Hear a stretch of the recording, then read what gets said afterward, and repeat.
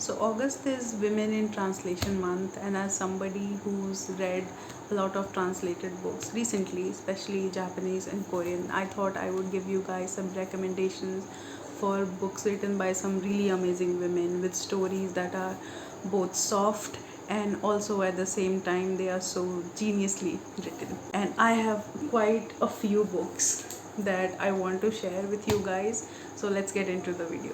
The first author that I want to talk about is none other than Han Khan. So Han Khan recently won Nobel Prize in Literature for her book The Vegetarian.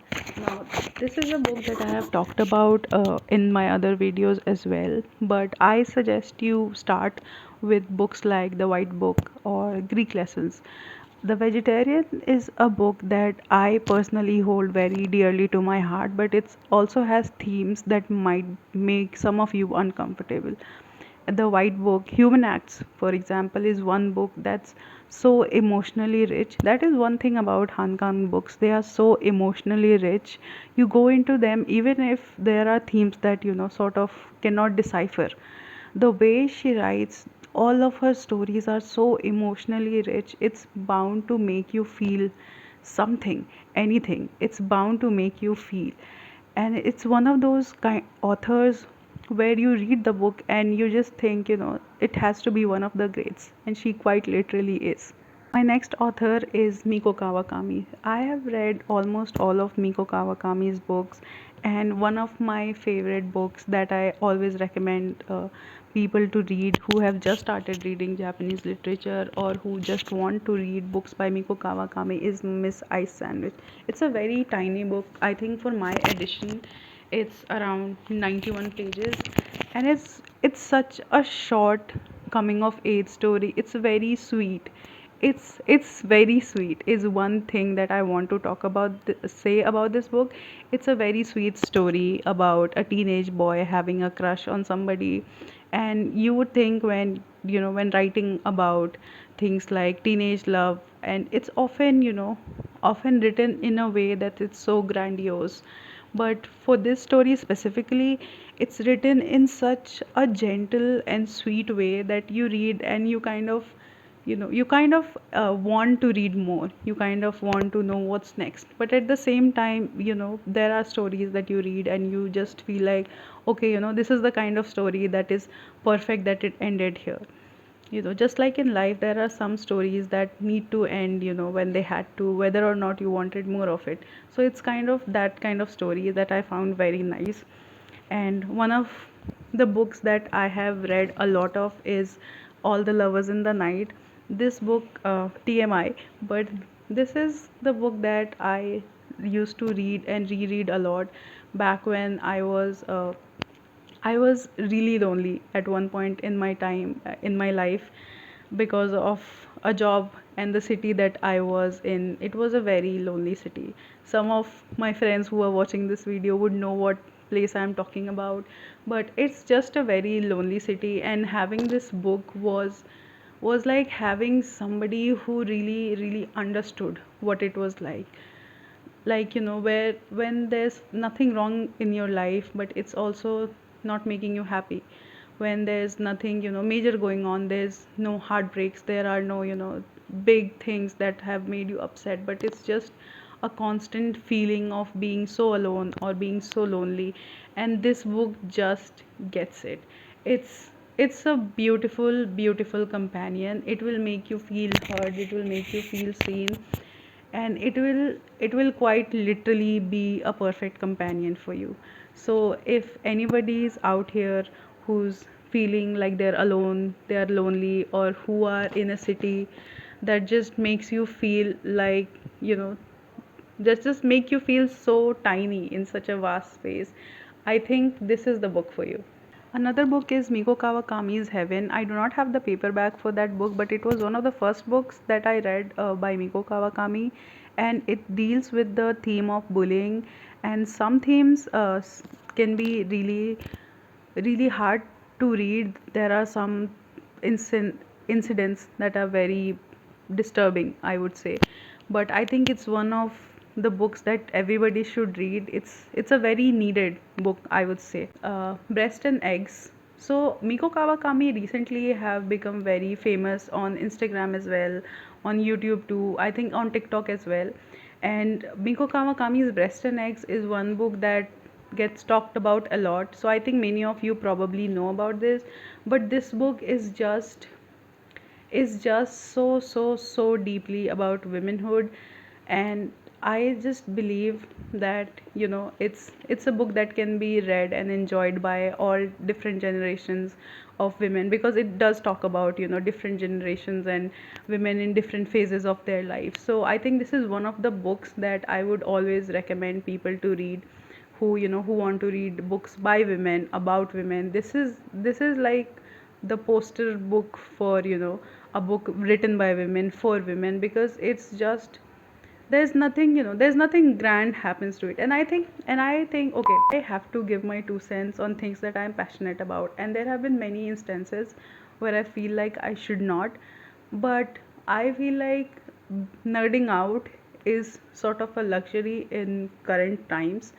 So so I will give my 2 cents about this. So a lot of Japanese literature, especially if you're not reading thriller, if you're not reading even romance, I would say, romance also falls in this category. But if you're reading a Japanese literature, or if you're reading a Korean literature, and it's from slice of life genre, or if it's like romance, you would see that there's nothing grand that happens. There's no grandiose, there's no big climaxes. It's just a simple flow of how life goes. The grief, the joy, all of those things, the in betweens of not being able to feel anything.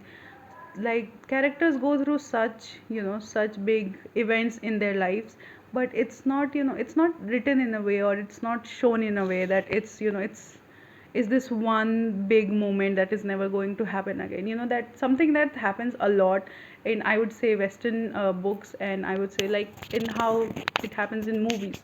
you know but with specific but specifically with Japanese literature, I feel like the flow of these books is something that I have come to like a lot.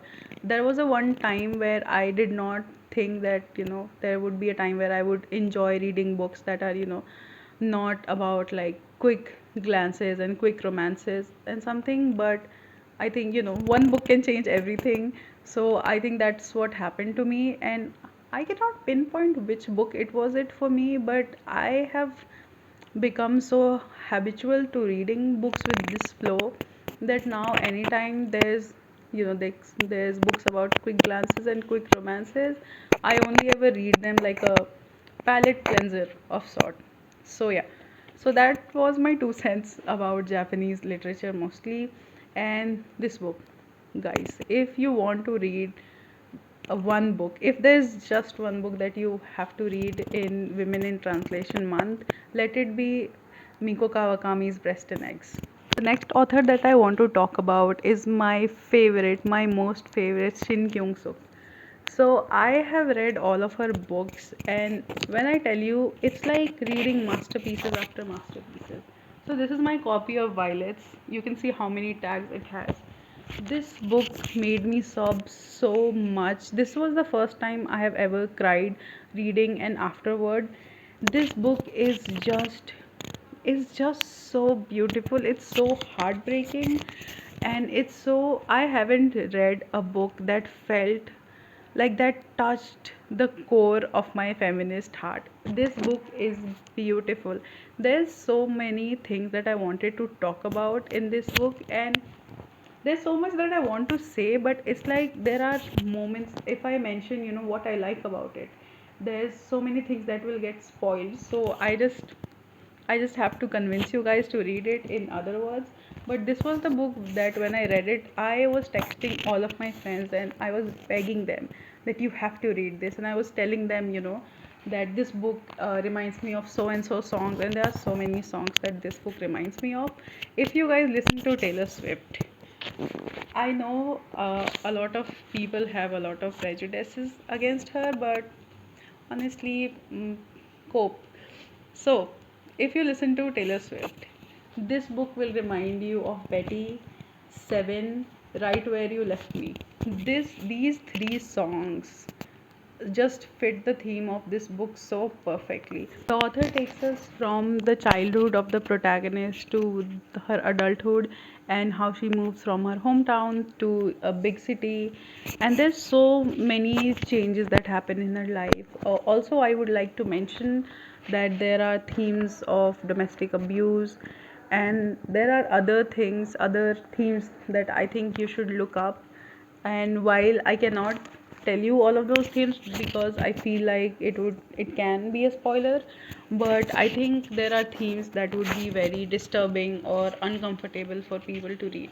So I think you should read this with caution, but if you can, please read this book.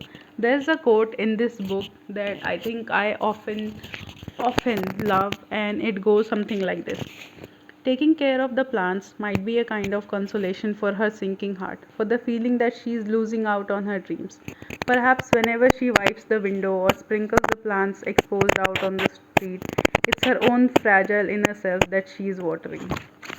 How can you not love a book that talks like this? And see, the way I have, like, I don't know if you can see this, my camera angle might not allow this, but the way I have so many tags and I have highlighted so many of the quotes, this book made me cry so much, so much.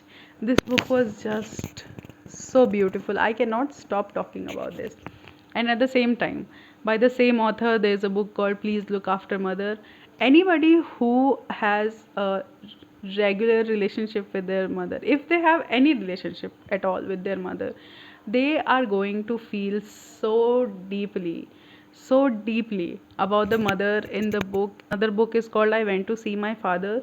This book is about the narrator going to live with her father after her mom passes away, and finding out about her father's life, so many things that she did not know, like his interest, his life before, he had children, after he had children, and sort of an explanation, not justification, but sort of an explanation to, like his life experiences that shaped him into the person that he is. And I feel like a lot of people will feel so deeply, like this book would resonate with them a lot. Personally, for me, this book wasn't all that emotional, but I feel a lot of people will feel very emotional reading this, knowing about the man that you know as a father, and getting to know what kind of teenager he was, and getting to know his, personal life even after he became a father. And I think that theme of, knowing about the father and about the mother in Please Look After Mother is something that I think only Kyung Suk Sin could have written, because she writes it like, like she is talking about her own personal experiences. Like, you can always tell when an author feels very deeply about a certain topic, and I feel like this is one of those topics that, she feels a lot about. Next up, we have an author that I have begun reading very recently, and it's Saika Murata. If there's one way to describe her, it's to call her a weird genius. I have read three books by her: Life Ceremony, Earthlings, and Convenience Store Women. So, Convenience Store Woman is a book that has been talked a lot about. It has been, I think, widely popular, would be the right term to call it. It's one of the first Japanese books that people started reading. If you've read Convenience Store Women, I would say it still would not give you a window into knowing what kind of book you are up for when you read Earthlings, or even Life Ceremony for that matter. But when I tell you that you would not know what hit you when you read Earthlings, it's just a very weird book. Like, it makes you sit and go, what did I just read? So there are themes of, uh, should I say the theme? I think I should tell you the theme for this one specifically, because this is one theme that is followed in both the books. So there are themes of cannibalism, and I understand if that is something that you do not want to read, because it's very disturbing and it will make you nauseous. But for Earthlings, there are other themes that you should check out, and that will definitely make you go, why would anybody suggest this book, why would anybody read this book? And I wish I was joking, but I was not. This book is weird. This book will make you nauseous. This book will make you feel very disturbed, icky. This will book will make you cringe in your whole body. Not the kind of cringe that that people call other people for trying to do something they like, but the physical reaction of feeling cringe. And but at the same time, for anybody who reads this, you would understand, even with all the weirdness, with all the things going on. She is so genius. She's so gifted the way she writes. Like, her mind amazes me. How do you even think of this? Like, the way she writes, it's so, how do you even come up with this? How did you think of this? So I always call her a genius, a weird genius, but genius nonetheless. And while we're talking about her thinking of stories that you would never think, Life Ceremony is a collection of short stories.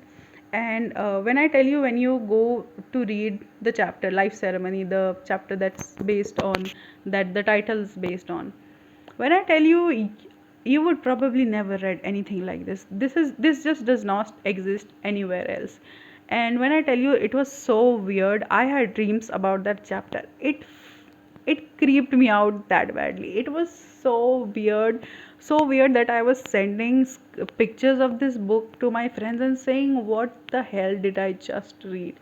It was so weird, but it's just so beautifully written. I love this. It's so fun. It's so brilliantly written. Like, you would be so nauseous reading this, but you would be like, wow, she is gifted. Now that we have talked about weird books, I think it's time for me to suggest you some books that feel like sunshine on a rainy day. And I have three recommendations by three different authors. But first of all, let's start with the most popular one, called Welcome to the Hyunamdong Bookstore by Huang Boram. So this book is everywhere. It's everywhere along with Days at the Morisaki Bookstore. And I feel like anything you hear about this book, it is exactly that. This book is cozy. This book has the vibes, the perfect vibes to read it on a rainy day. This book will make you feel relaxed. This is just the perfect book if you've either been in a reading slump, if you want to try reading, if you are feeling a little low and want to read something cozy, something hopeful. This is the book for you. There are some books, like there was this one book called The Authenticity Project.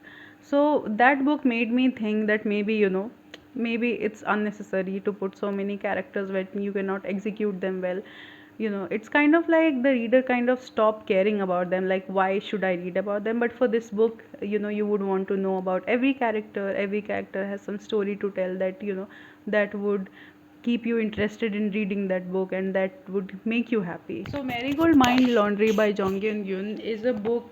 It's a tiny book, but I feel like this is sort of a niche book, because magical realism, yes, this is a theme for both the books. Magical realism, whimsical, it's kind of a whimsical book. But for Marigold Mind Laundry specifically, I would say it can come off as a little preachy.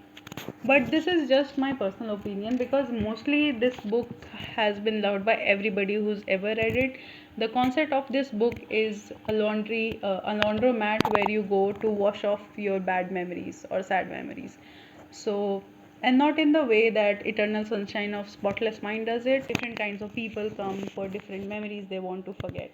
So it's a book that I would say the concept of this book for me was way better than the actual book, because like I said, I felt it was a little preachy and sort of a self-help book at times. But again, that is something that I have personal bias against, that I do not like. But that is something, if you want to read a sort of self-help book but also at the same time fiction, this is the book for you. Next up, we have Dalagar Dream Department Store. So I call this book a bedtime story for adults, and that quite literally is what this book is. It's so magical, it's so whimsical, that you would want it to be the last thing you think about before you fall into sleep, in hopes of dreaming about it. And I have so many tags on this one because there are so many things that I wanted to remember and kind of look back to. There are quotes, there are moments that I like. This book is just so magical. Like, I cannot find words to describe it. It's whimsical, it's magical, it's perfect for reading before bedtime. Like, this is truly a good book if you want to, read something nice, so you have good dreams. And the concept of this book is that, like the title goes, there's a department store for dreams where they sell dreams. So different floors have different dreams, different themes of dreams. And our narrator, our protagonist, joins the department store as an employee, so we see it through her eyes, and it's just so fun. It's like I said, it's a bedtime story for adults, so you would be so interested in knowing, what floor has what dreams, and how they manufacture it. It's just so fun and so whimsical. It's the perfect dreamy book. Okay, so now it's time for me to talk about my favorite book, Banana Yoshimoto's Kitchen. So, Banana Yoshimoto and Kitchen are books that I have talked about often. Like, if you're on my channel, you just know this book. And as you can tell by the amount of tags, almost every page has tags on it. So, just like how I said Miko Kawakami's Breast and Eggs is a book for women by women, I feel the same way for Banana Yoshimoto's Kitchen, because this book is just truly so personal to me and so beautifully written. There's also a trans character, which and written so perfectly too. I think that is something that we need more representation of in women in translation, but in this book we have that, and it's a very tiny book, so I think you should read it, you should reread it, and you should this is the kind of book that you should have with you all the time. Another one by Banana Yoshimoto is Dead End Memories. So it's a collection of stories, and my favorite one, of course, was Dead End Memories. And I think for this book specifically, there are some stories that are just so that will make you so heartbroken. But at the same time, with all of Banana Yoshimoto's book, these books are they are written with so much thought. They are written with so much emotion, like somebody was personally invested in every single character. And I know that writers usually are, that's how a book comes to be.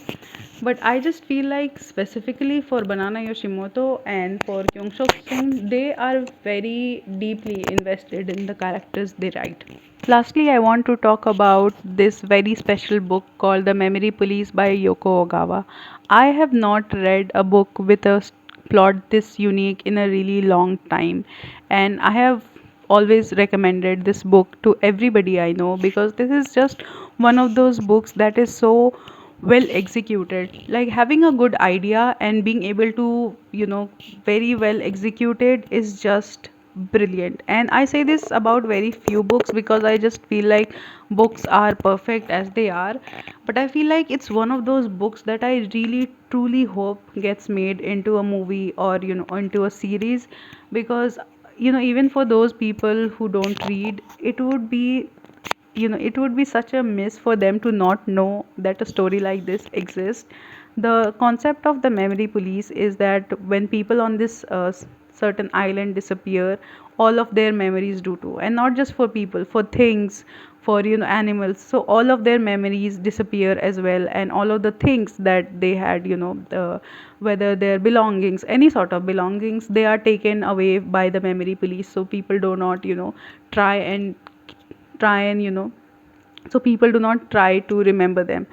And I just feel like this concept is so unique, and I have not read something like this. It took me so long to finish this book because I was just so invested. I did not want it to end at all. This book is just perfect. I beg you to read this because I have not read a book with such a unique plot and such beautiful execution, with all the characters, with the way the plot moves. It's something, the flow of the plot is so important for a story like this, because it's very easy to kind of drift away from a book like this, because with a concept like this you would think, okay, so this happens, so what next, what keeps me interested in this. And there's so many interesting, so many fun aspects to it, and there's also a little bit of romance. Me personally, I did not care about the romance, but a lot of people would really like the romance part as well.